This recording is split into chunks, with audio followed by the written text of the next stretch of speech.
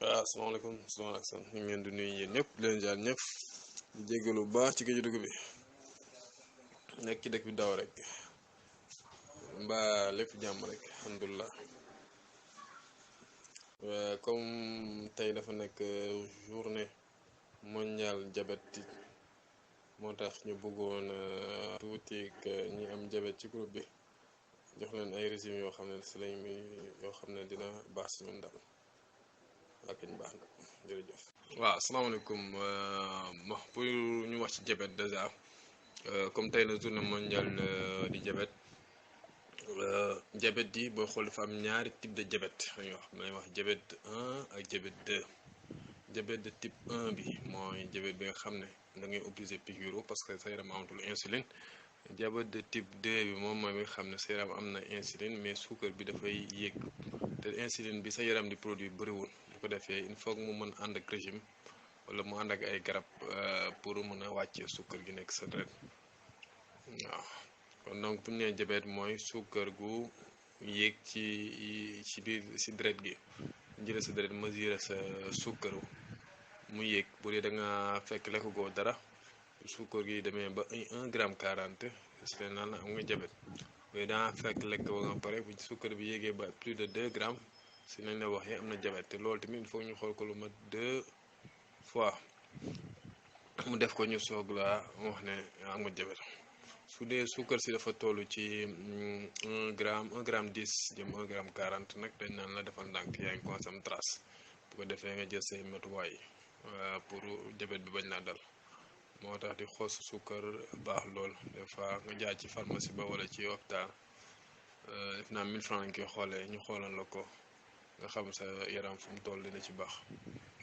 waaw salaamaaleykum diabète bi buy soog a commencé mu signes yi mën na bañ a bëri mën na am na ñoo xam ne sax signes yi du feeñ trop waaye signes yi gën a feeñ daal bu dee su sukkar yëg na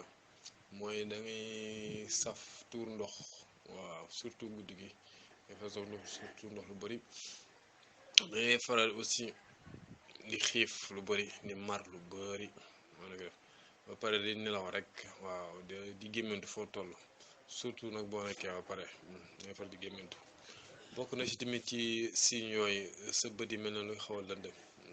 waaw loolu tamit dina faral di feeñ bokk na te gën infection bactérienne yi wala mycosique yi dina faral di dal comme yenn infection urinaire yeeg yenn infection sexuelle yeeg vaginité yooyu loolu mën na la yomb tamit. yenn personnes ñoo nekk à risque personnes yu gën a nekk à risque mooy ñi nga xam ne seen parent am na ko ñu wax parent mooy parent bu la jege comme sa yaay sa papa sa frère wala sœur ñooñu dañu war di xool seen suukar topp na ci tamit ñi nga xam ne seen poids dafa ëpp lool dañuy wax dañu war di drianke les personnes obèses waaw ñooñu aussi diabète daf leen di faral di yomb. waaw bokk na si tamit ci risque yooyu mooy âge bi parce que diabète bi en général mi ngi feeñ après 40 ans lu ci ëpp boo ci dindee xale yi ko judduwaale ñooñu sax boo xool diabète 1 bi la ñuy am waaw parce que dañuy judduwaale ak problème au niveau de leur pancréas. bokk na si aussi yenn facteurs yoo xam ne dañuy favoriser diabète bi mooy nga am dund sédentaire vie sédentaire mooy koo xam ne du yëngu daal du ñàkk. ñax bi da ciy baax parce que day consommer suukar bi parce que boo xool muscle yi suukar la ñu dundee kon booy yëngu rek di travailler say muscle la ñuy consommer suukar bi ngay lekk. bokk na si tamit ci risque yi mooy jigéen bu am doom bébé boo xam ne am na plus de 4 kilos kooku tamit dafa war di contrôler baax suukaram. ñu ñëw tuuti ci prévention bi moom mooy comme ni ñu ko waxee laqale bala ngay ñu koy waxee sax waaw ñu ñëw ci prévention bi mooy fagaru bala ngay faju comme on dit bokk na ci prévention bi boo xasee am 40 ans ngay faral di xool sa suukar lu mu dee at bu nekk wala ñetti at yu nekk ngay xool sa suukar bu mes benn yoon pour ñu mën a xam foo toll. bokk na ci aussi di contrôler sa poids waaw bañ toog di lekk di tëdd rek poids bi di yokk rek ñaan la yaa ngi si jàmm fekkandoo yaa ngi ci danger. bokk na si tamit am benn alimentation bu saine boo ko déggee du doon comme ni ñu ko yaakaaree boo nee lekk bu baax rek ñu yaakaar ne mooy lekk bu neex ne du loolu. c'est-à-dire que li ñuy lekk ci wàllu yàpp jën nen dafa war a équilibré ak li ñuy lekk ci fruit ak légume. waaw chaque jour da nga war a lekk surtout légume ak fruit da nga ko war a lekk bu baax wàññi yàpp bi. waaw jën bi baax na mais yàpp moom 2 fois par semaine boo xool doy na si. bokk na si aussi ci yooyu di faral di yëngu ba ñaq soit ngay boo xëyee suba nga dox ba ñaq wala boo reeree nga dox ba ñaq soo ko soog a dem liggéey loolu tamit ci la bokk. waaw pour ñëw ci traitement bi traitement diabétique bi li si njëkk mooy régime parce que en général wala bala ñu lay bindal garab sax dañu lay def loo benn régime bu dee suukar bi wàcc ñu soog lay bindal ay garab.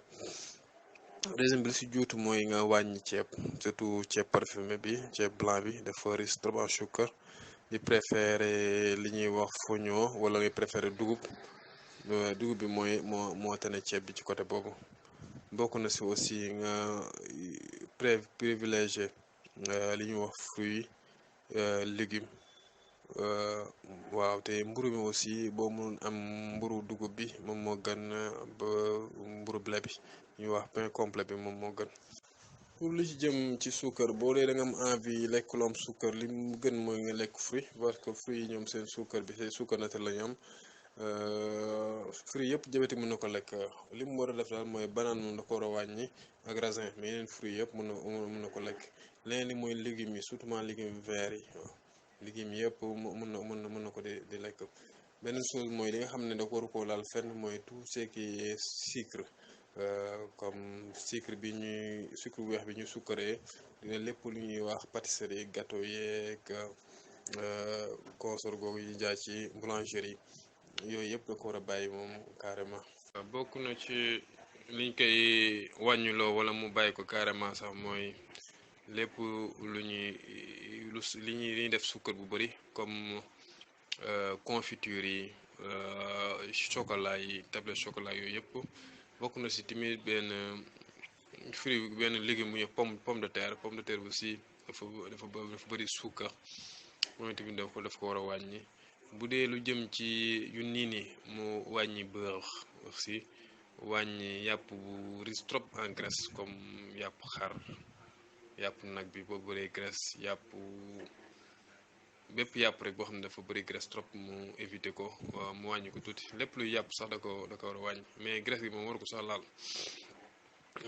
bokk na tamit zone d'œuf bi mu wàññi ko mu bàyyi ko carrément. waaw bu yee nen bu na dekk lu weex mais lu jaune bi moom waru ko laal fenn. bu dee fromage bi foo dana préféré jël fromage bu weex bi ba fromage bi lu muy gën a jaune di gën a riche en matière grasse. diabétique bi aussi bu dee li jëm ci wàllu diwlin bi gën mooy diwlin tournesol diwlin olive muy wax huile d'olive bi moom boo xool moo gën même si ko amul diabète sax boo xool moom moo gën parce que lay protéger même ci lu jëm ñuy wax ci wax cancer parce que dafa am ay antioxydant. waaw bu weesoo diwlin bi diabétique bi mun na lekk yàpp ginaar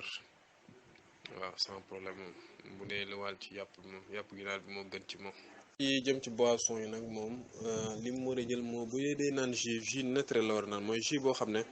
kenn yokku ci suukar même bu doon mooy comme ko nga jël orange pressé ko noonu wala nga jël nga am mixeur def ci ay fruits mixé ko mais mu nekk fii bu naturel boo xam ne yokkoo si dara loolu mën a jël. même boisson yi naan boisson laayaat diabétique sax ay études wonte ne nañ ne boisson yooyu aussi baaxul ci kaam diabète. pour ce qui jëm ci meew mi moom en général meew comme diabète meew demi écrémé la war a naan warul jël meew entier bi. boo demee ci select yi meew entier bi moom mooy nekk mooy def en général rouge demi écrémé bi moom mooy en général étiquette bleue bi boobu moo gën si kooku diabétique. waaw bu dee fruits yi waxoon nañ ko mën na jël fruits yëpp mais day wàññi banana bi ak kii bi. bu dee légumes yi aussi mën na ko jël surtout légumes verts yi. bu dee yàpp bi waxoon nañ ne yàpp xar beeg nag bi lay wàññi wala mu bàyyi ko carrément wala mu koy jëm ci jël tuuti daal lu yam préféré yàpp ginaar préféré aussi jën yooyu moo gën ci moom. waa yii yëpp nag